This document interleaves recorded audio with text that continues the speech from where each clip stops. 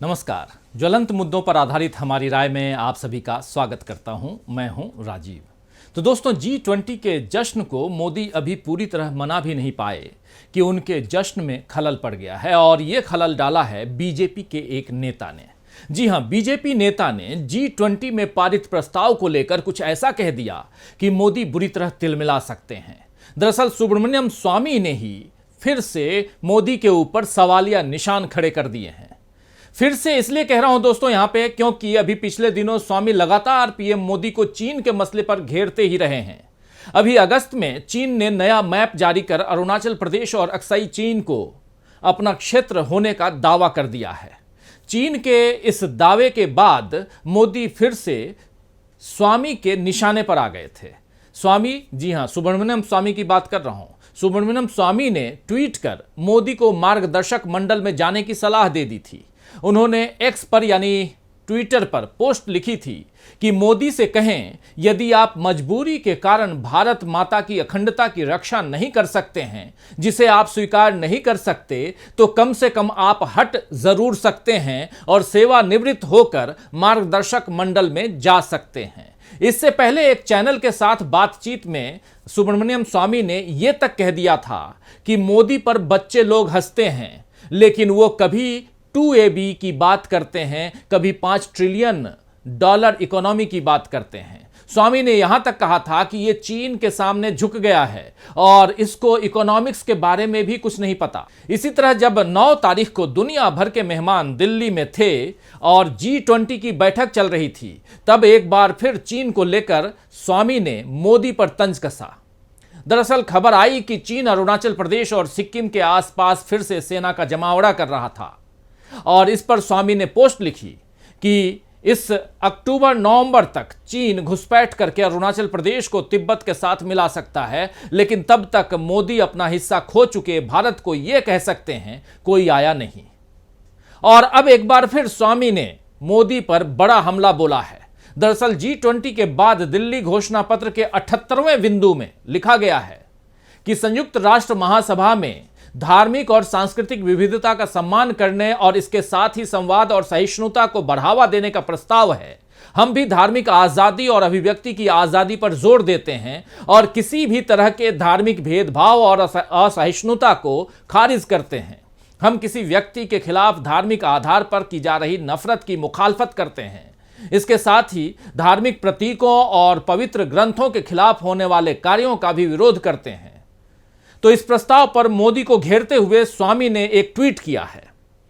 सुब्रमण्यम स्वामी ने इस प्रस्ताव को टैग करते हुए मोदी से सवाल किया है अपने ट्वीट में कि G20 की नई दिल्ली बैठक में यह प्रस्ताव किस धर्म के लिए मोदी की सहमति से पारित हुआ है।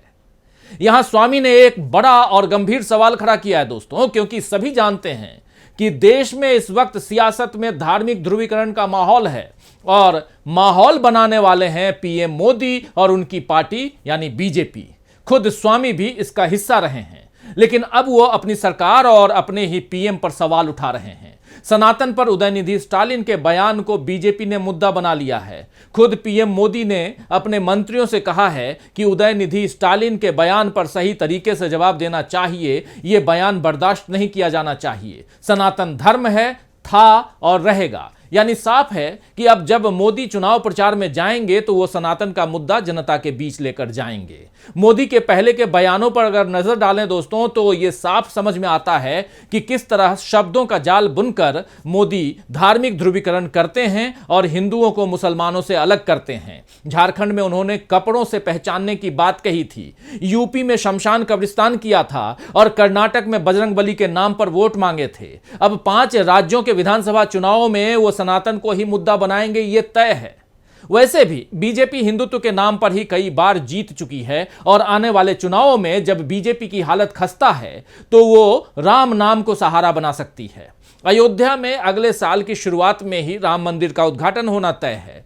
इसके लिए दिन रात काम हो रहा है। और इधर पिछले कुछ दिनों में जिस तरह अल्पसंख्यकों के खिलाफ हिंसा में तेजी आई है, नूह से लेकर चलती ट्रेन में चुन चुन कर मारने तक की भयानक घटनाएं हुई हैं और उन सब पर मोदी चुप रहे हैं, इससे साफ समझ में आ रहा है कि बीजेपी का चुनावों में जो है अगले चुनाव के लिए गेम प्लान क्या है। इसी गेम प्लान पर अभी पेरिस से राहुल गांधी ने निशाना साधा है। राहुल गांधी ने साफ कहा है कि मैंने गीता पढ़ी है, उपनिषद पढ़ा है, लेकिन किसी हिंदू किताब में किसी विद्वान ने जो हिंदुत्व का ज्ञान रखता हो यह नहीं कहा कि अपने से कमजोर पर प्रहार करो। राहुल ने साफ शब्दों में कहा कि बीजेपी केवल सत्ता चाहती है और इसके लिए हिंदुत्व को हथियार बना रही है। वो जो कर रही है उसमें कुछ भी हिंदुत्व नहीं है। G20 के घोषणा पत्र में धार्मिक सहिष्णुता को लेकर जो बातें कही गई हैं वो भी बीजेपी के गेम प्लान को सूट नहीं करती है। यह अजीब बात है दोस्तों कि मोदी दुनिया के नेताओं के सामने कुछ और दिखावा करते हैं और भीतर, देश के भीतर कुछ और बातें करते हैं। हालांकि दुनिया में कई बार भारत में बढ़ती असहिष्णुता को लेकर सवाल खड़े किए जा चुके हैं। टाइम मैगजीन ने मोदी को डिवाइडर इन चीफ ऐसे ही नहीं कहा था दोस्तों। लेकिन अब सवाल यह है कि ये डिवाइडर इन चीफ G20 के प्रस्ताव के साथ खड़े रहेंगे या स्वामी के सवाल का जवाब देकर बताएंगे कि ये सारी बातें किस धर्म को लेकर कही गई हैं। सवाल तो मुश्किल है मगर उसका जवाब मोदी को देना होगा, देना चाहिए भी। लेकिन अभी तो देखना है कि मोदी कितना तिलमिलाते हैं और अब क्या नया शिगुफा खड़ा करते हैं। तो आज के लिए बस इतना ही। नमस्कार।